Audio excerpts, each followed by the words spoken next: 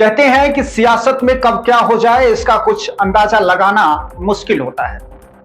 बिहार की राजनीति में एक हैरान करने वाली लेकिन उम्मीद जगाने वाली कहानी सामने आई है। बिहार विधानसभा चुनाव में 238 सीटों पर उतरकर भी एक जीत न दर्ज कर पाने वाली जन स्वराज पार्टी के नेता प्रशांत किशोर ने एक ऐसा फैसला ले लिया जिसने न सिर्फ उनकी पार्टी बल्कि राजनीति के तौर तरीकों पर बड़ा सवाल खड़ा किया है। चंपारण के गांधी आश्रम में 24 घंटे का प्रायश्चित उपवास तोड़ने के बाद पीके ने चुप्पी तोड़ी।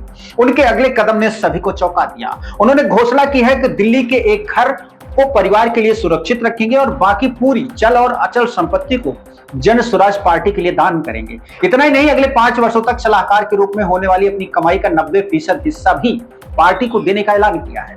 लेकिन सस्पेंस यहीं खत्म नहीं होता है।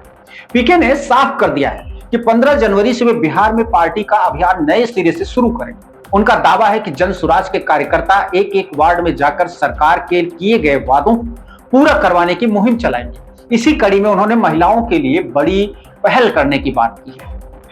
उन्होंने कहा कि सरकार ने महिलाओं को 10,000 रुपए देने में तो कोई शर्त नहीं रखी, लेकिन 2 लाख रुपए देने के नाम पर अफसर शर्तें थोप रहे हैं। ग्रामीण विकास मंत्रालय द्वारा जारी इन शर्तों के मुताबिक जो फॉर्म भरने और जमा करने की जिम्मेदारी है उसे जन स्वराज अपने कंधे पर लेगी।